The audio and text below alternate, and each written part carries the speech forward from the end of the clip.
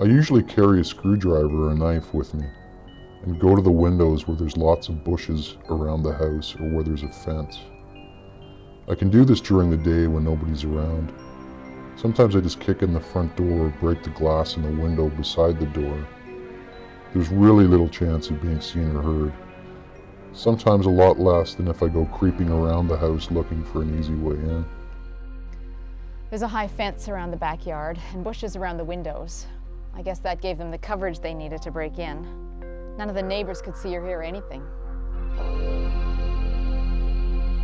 Everything was tossed around and gone through. I couldn't believe it. They took my clothes, my jewelry, and personal things. I was saving for a vacation and that's gone. They took work files and personal information. We feel violated knowing that someone broke into our home and invaded our privacy. It's always on our minds, thinking, who was it and what else did they do in our house? I go to the bedrooms for jewelry, money, and things that look valuable.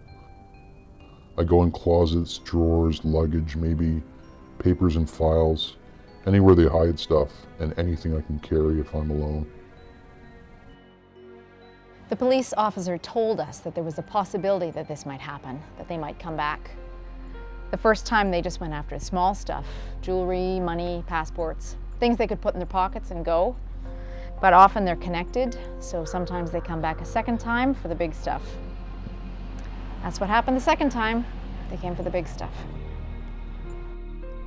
There are houses you avoid, ones with reinforced locks, alarms or sensor lights at night, but there are always the ones that make up for it.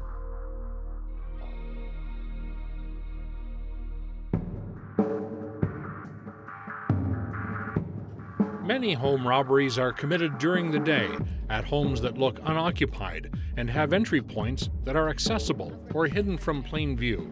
I'll take the lower basement window where the entrance was made. Thieves can break in through basement windows, doors or windows that are forced open, or unlocked doors or windows using no force at all. There are simple and inexpensive techniques you can use to make your home safer and more secure. Consider the vulnerable areas of your home and keep in mind that criminals seek out environments where they are less likely to be observed, questioned, or apprehended.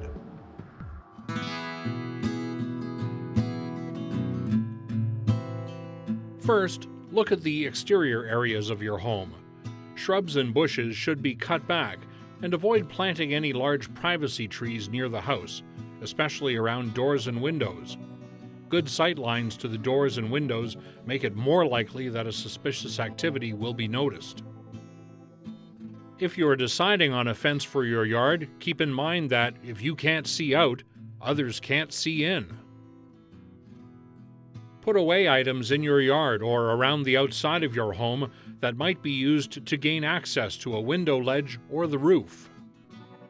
If you're leaving the house or going to sleep, make sure all the doors and windows are closed and securely locked, and windows can't be opened from the outside. Windows and doors on the upper levels should be just as secure as those on the ground floor of your home. A screened window or door is no protection, as screens can be compromised to gain access to your home. A window air conditioner that's not secured from the inside of your home can be removed from the outside. Keep your home looking occupied. Use timers to maintain normal lighting patterns even when you're away. The more exterior lights around your property, the better. Solid exterior doors offer greater protection against forced entry. Exterior doors should be at least 100 centimeters from the nearest glass, so an intruder can't break the glass and reach in to undo the lock. Deadbolt locks are the most effective when the bolt extends at least 2.5 centimeters into the striking plate. The striking plate should be securely fastened into the door frame so it doesn't give way under force. Any lock that requires a key to open it from the inside should be avoided, as it could stop you from getting out in an emergency.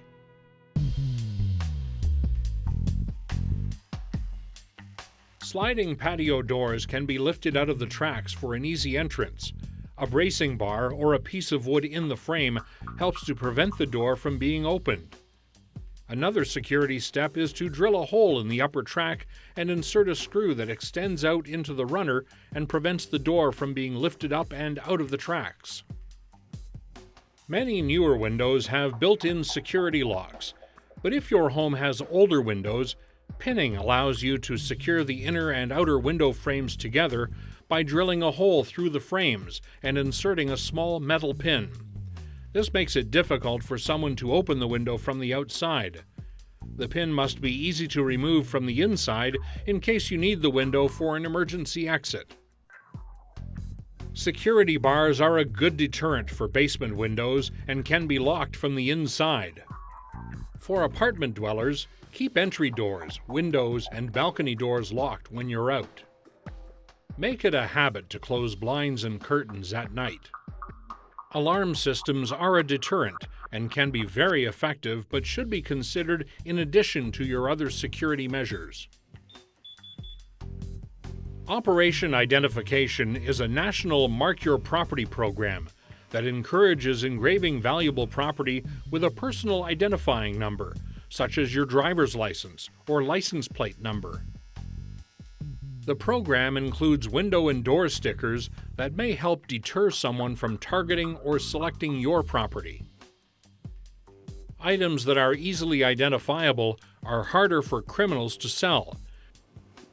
If your stolen property is recovered, the engraved identifier will help police return it to you. Take an inventory of the items in your home and keep it up to date. Record serial numbers, appraisals, or receipts, and keep this information in a safety deposit box. It's also a good idea to video or photograph your belongings and keep the images in a safe place. Jewelry, passports, and important paperwork should also be in a safety deposit box. If you must keep these items at home, store them in unlikely places, not in the bedroom. Before leaving the house for any length of time, consider these tips to help keep your home safe while you're gone. Maintain normal inside and outside lighting. Arrange to have your grass cut or snow shoveled in winter, and flyers removed from your property. Cancel deliveries that are likely to arrive when you are away. When traveling, don't use your home address on luggage tags. Use your name and a phone number instead. Don't talk about vacation times with strangers. If possible, leave a number where you can be reached with friends or neighbors. Never leave notes on your door or in the mailbox indicating that you're not home. Don't leave keys under mats, flower pots, or over door frames. These are the first places thieves look. Get to know your neighbors, and if your street or apartment has neighborhood watch, consider joining it. In the event your home is broken into, immediately call the police. Never enter your home if you suspect an intruder is still inside. Go to a neighbor and call the police. The most important thing to remember is that home robberies are almost always a crime of opportunity. Anything you can do to improve your home's security will help to reduce the opportunity for theft. Make your home look occupied. Make your home visible to neighbors. Make it as difficult as possible for someone to break in. Remember, predictable is preventable. Safeguard your home.